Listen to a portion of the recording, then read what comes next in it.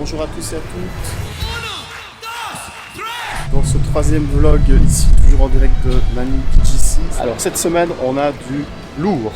Du très lourd. Vous savez ce qu'on va faire? On va aller tous en Corée. 국권함은 완전한 비핵화를 통해 핵 없는 조선 반도를 실현한다는 공동의 Ah 목표를 non les gars, non. Coupez, non, pas cette Corée là, non, au sud, plus au sud c'est mieux. Pas de polémique sur Off to Peace, on fait pas de politique ici. On va aller en Corée et on va tester un super, mais là, vraiment un super barbecue coréen. Mais pas tout de suite. Je vous donne rendez-vous dans la suite de la vidéo. Avant de commencer, je voulais d'abord vous inviter à vous abonner à notre chaîne, à nous soutenir. On est quasiment 100 abonnés, on a besoin de encore plus de monde et on a envie de vous partager nos vidéos et que vous fassiez vivre le projet. Donc abonnez-vous, cliquez sur le petit bouton abonnement de la chaîne Off to Peace. Alors cette semaine, un petit remerciement tout particulier à la plus grande fan de la chaîne Off to Peace, après Luna naturellement. Je pensais à Océane qui nous a fait pas mal de pubs cette semaine via son compte Instagram. Et je tenais à la remercier. Merci Océane, continue comme ça. Ciao, ciao.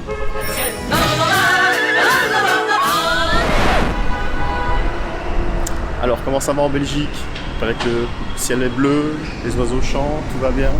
Dans une nouvelle impasse politique. Sur la tempête Denis, on peut pas dire qu'il y ait eu beaucoup de points communs. Le pays est en alerte jaune. La Belgique est devenue ingouvernable. La tempête Denis. Cette nuit, pluie et vent. Une bombe cyclonique. Un gouvernement fédéral De se poser. de plein exercice. Le coronavirus continue de susciter bien des inquiétudes. Oui, bon, le coronavirus, ça compte pas parce qu'on l'a aussi ici. Donc ça, ok, j'arrête. C'est quand même fou, il y a plus de tempêtes pour l'instant en Belgique que d'ouragans aux Philippines. C'est un peu le monde à l'envers. Là, on n'a encore rien eu depuis 3 semaines. Il fait beau, le ciel est bleu. Un peu de pluie, mais sinon, tout va bien. Il n'y a pas encore de gouvernement. Donc on est parti depuis quasiment 6 semaines. Il n'y a toujours pas de gouvernement. Qu'est-ce qui se passe, quoi? Alors, je vous cache pas, j'ai discuté de ça avec quelques Philippins. Et eux, ils hallucinent complètement. Quand je leur dis qu'on n'a plus de gouvernement depuis plus d'1 an, ils sont extrêmement étonnés. Et en tout cas, ici, ça ne se passerait pas comme ça. On enfermerait les politiques dans une pièce et ils n'en sortiraient que quand le gouvernement serait formé. Allez, bougez-vous, que diable. Quelle affaire. Bon, je sais que beaucoup d'entre vous se demandent où nous logeons ici à BGC parce qu'en fait, j'ai pas encore expliqué notre logement du mois de février. Alors, vous pensez certainement que nous logeons dans des hôtels 5 étoiles, hyper luxueux et tout. Non, pas du tout. On est dans un petit hôtel sympathique, bien propre et tout nouveau, qui s'appelle le Zen Premium. C'est pas le grand luxe, hein, la chambre, elle fait 15 mètres carrés, il n'y a pas de souci, on est très bien. Mais le seul problème, c'est qu'on ne peut pas cuisiner, parce que ça nous manque un petit peu la cuisine maison, puisque là, on mange depuis quasiment presque 1 mois exclusivement dehors, dans des restaurants ou des fast-food. Et je ne vous cache pas que McDo, Jollibee, KFC, Burger King quasiment tous les jours, au bout d'un moment, ça va poser un petit problème. I mean, what would happen if I ate nothing but McDonald's for 30 days straight? Would I suddenly be on the fast track to becoming an obese American? Would it be unreasonably dangerous? Et là, la semaine prochaine, on va bouger dans un nouveau quartier et surtout dans un nouveau logement, puisqu'on va aller dans un Airbnb qui a l'air top avec une piscine, une salle de fitness, donc on va faire du sport et se remettre en forme après ce mois de février un petit peu gras. Bon, allez, assez de blabla, on va passer au plat de consistance de ce vlog puisque nous allons tester le barbecue coréen dont le nom est imprononçable. Je vais vous l'expliquer dans la vidéo de toute façon. C'est le meilleur barbecue coréen de 2018 et 2019, élu par un comité d'experts en nourriture coréenne ici à Mani, donc c'est très sérieux. Sak miyup salamat. Salamat, merci. Sak miyup, c'est pas. C'est du coréen. Voilà, Noël est avec moi. On va manger ici. C'est illimité. Je ne sais pas si vous connaissez le barbecue coréen, mais en fait c'est assez simple. Vous cuisez vous-même votre viande, forcément au barbecue, qui se trouve au centre, et vous avez une hotte, voilà, pour les fumer. Alors généralement ici, le soir vous venez ici, c'est blindé de monde parce que c'est le truc à la mode pour le moment à Mani. Et là on a de la chance qu'il est 3h d'après-midi. On a bien travaillé, on a travaillé sur nos vidéos et sur nos projets. Et donc je pense qu'on a bien mérité un petit barbecue coréen. On va tester ça tout de suite. Est-ce que le burger coréen que nous allons tester sera notre coup de cœur de la semaine? Vous allez le savoir dans quelques minutes.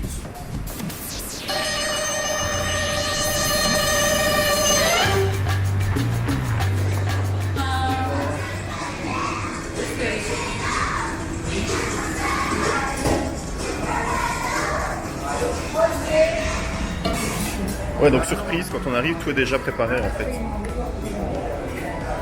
Ah, ça a l'air super.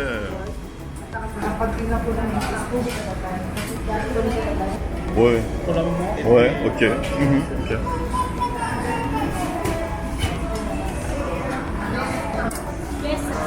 Ouais, donc il y a du charbon en bas là pour chauffer la plaque. En tout cas, c'est bien organisé parce que dès que vous arrivez, tout est déjà prêt. On chauffe directement la plaque avec le charbon. Et il y a plein d'accompagnements. Alors, je suis pas un grand spécialiste. Noël va vous expliquer. Voilà, je reconnais du kimchi là. Kimchi. Je pense que c'est des pommes de terre. Ça, je sais pas. Des œufs. Alors, ça, non, c'est du porc. Porc, c'est du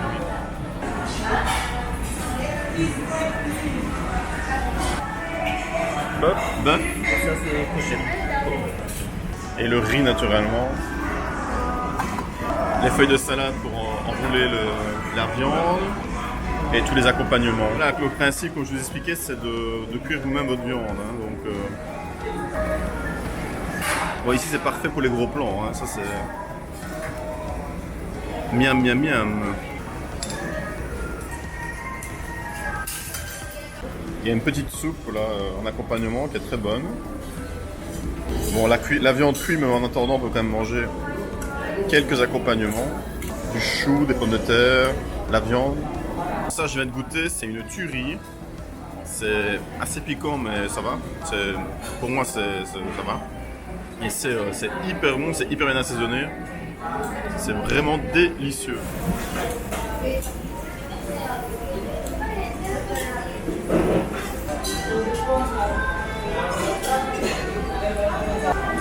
C'est délicieux, franchement.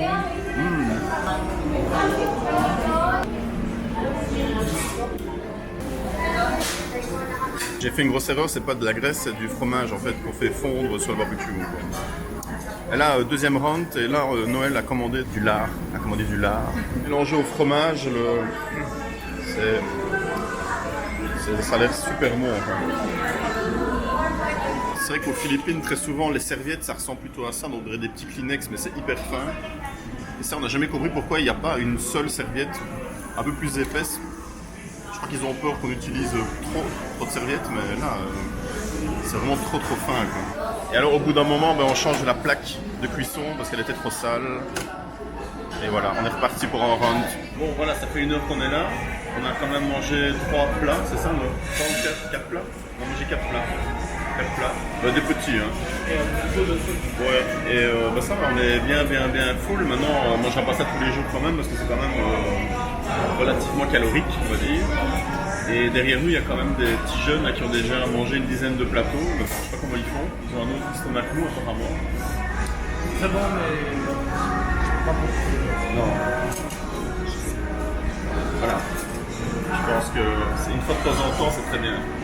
Et alors la bonne surprise, c'est le prix, puisque en tout c'est 1138. Donc en fait, si vous faites la comparaison, c'est moins cher ici que le burger chez Chak, qui était quand même à 1100 pour un tout petit burger et 3 frites. Ici, vous avez un truc à volonté pour même pas 20 €, quoi. Donc là, c'est vrai. Pour BGC, c'est vraiment pas cher. C'est certainement le bon plan de la semaine ici à BGC, si vous avez envie de manger manger à volonté pour une somme assez modique. Comme je vous l'ai déjà expliqué, Manille est une ville très contrastée. Vous pouvez passer d'un quartier aisé à un quartier très défavorisé en quelques rues. Et je pense que notre hôtel est un bon exemple justement pour montrer ce décalage. Donc il est vraiment situé en fait au nord de BGC, donc on est vraiment à l'extrémité nord du quartier financier, donc le quartier riche. Et donc c'est vrai que ce décalage on le voit, hein. Il suffit de traverser la rue devant l'hôtel, la grande avenue qui s'appelle la Kalayana Avenue. Et on voit, même au niveau des trottoirs, la différence, au niveau forcément des maisons, des magasins, des échoppes. On n'est pas du tout dans le même monde.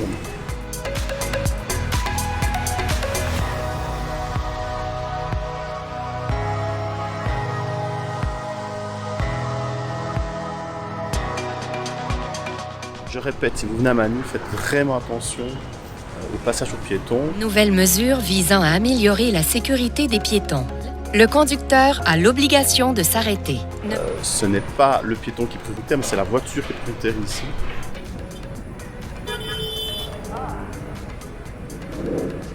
Donc ils ne vont pas s'arrêter, sauf si vous forcez le passage, mais à vos risques et périls. Pour info, il y a eu un accident la semaine dernière avec un Jeepney qui a écrasé 6 jeunes étudiants qui traversaient sur le passage pour piétons. Donc à BGC, ce qu'ils font, ils mettent des dodanes justement pour ralentir les voitures, pour qu'elles laissent passer les piétons.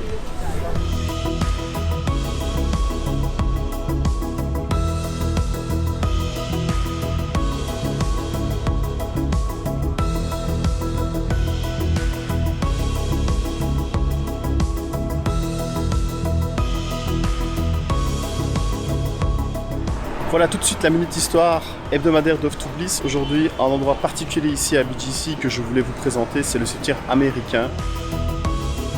Nous sommes ici au cimetière américain de Manille, donc au sud de BGC. Et c'est un endroit un petit peu particulier. Vous savez, on est entouré des buildings. Ici, il y a 18 000 soldats américains qui reposent, donc des soldats qui sont morts pendant la bataille du Pacifique, pendant la Seconde Guerre mondiale, essentiellement en 41, 42 et 44, 45. Ça fait partie de ces cimetières américains qui ont été construits après la Deuxième Guerre mondiale en Europe et en Asie. C'est le plus grand cimetière américain en dehors du territoire américain, forcément. Par rapport au cimetière de Colville en Normandie, qui est le plus connu, il y en a que, enfin, on va dire, il y en a que 9000. Donc vous avez quand même 2 fois plus de victimes ici, quoi. Et alors ça s'étend sur des hectares et des hectares, c'est incroyable.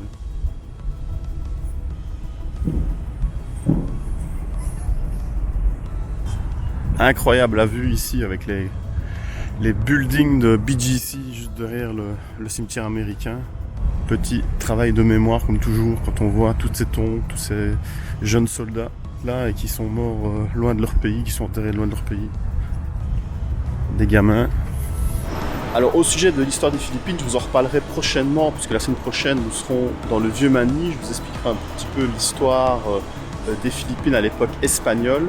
Et j'aimerais quand même consacrer 2-3 vlogs. Forcément, je ne vais pas vous faire des leçons entières sur l'histoire des Philippines, mais vous donner quelques dates, quelques repères par rapport à l'histoire de ce pays. On nous a réclamé récemment, notamment Guillaume, des tests de street food ici à Manille. Alors il y a beaucoup de street food, mais pas tellement à BGC, mais on a quand même trouvé l'endroit parfait pour ça. C'est le Food Market de BGC, donc c'est un marché de street food qui a lieu tous les jours, de je pense 4h de l'après-midi à 2h du matin. Et vous pouvez là manger tout ce que vous voulez parce qu'il y a plein de petites échoppes qui proposent différents types de nourriture, forcément de la nourriture philippine, mais il n'y a pas que de la nourriture philippine.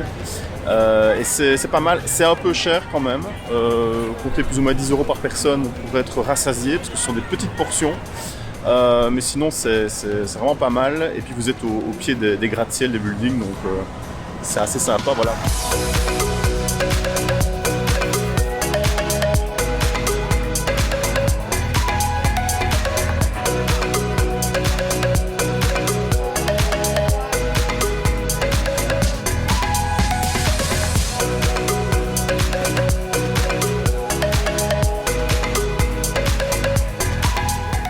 Ça c'est plein de fritures de poisson. Ça me tente bien ça.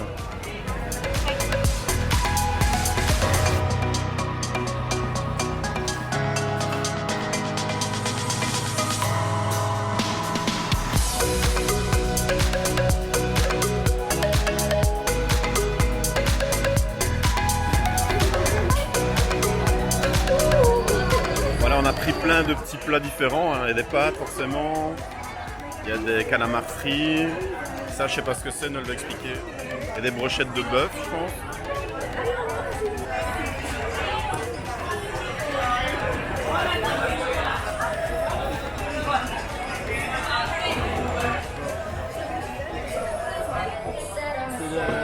Des beignets de poisson.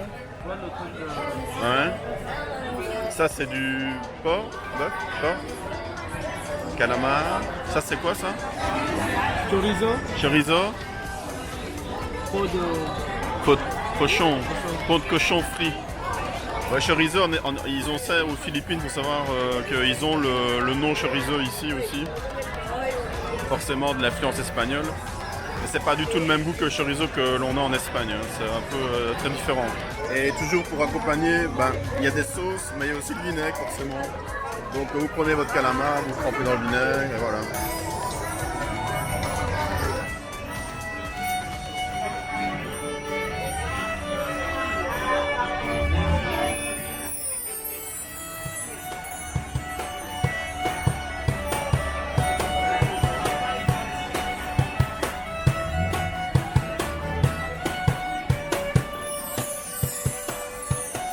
Alors l'endroit insolite de la semaine, nous sommes allés sur un rooftop. Donc rooftop, c'est une terrasse au-dessus d'un gratte-ciel où vous dominez tout le quartier financier. Et on a passé notre Saint-Valentin là-bas tout simplement. On a bu un verre tranquillement, entouré des gratte-ciel et des lumières de BGC.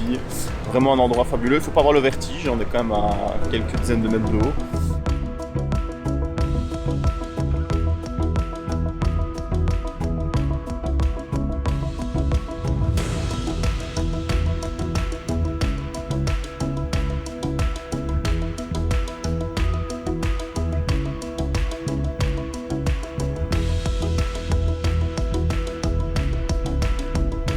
Voilà, ce sont ces dernières images de BGC que je vous quitte cette semaine. J'espère que le vlog vous a plu. Je tenais à remercier forcément tous ceux qui nous suivent. Je vous invite aussi à vous abonner à nos pages Instagram, Facebook et surtout YouTube. Vous abonner sur la page, il y a un petit bouton abonnement. Et comme ça, vous serez au courant dès qu'une nouvelle vidéo sera mise en ligne par moi-même. Voilà, je vous souhaite une excellente semaine, un excellent week-end pour ceux qui regardent la vidéo le week-end. Et on se retrouve la semaine prochaine. Bonne semaine, bon week-end à tous, ciao ciao. Et petite dédicace à Maxime, s'en vont les coqs philippins.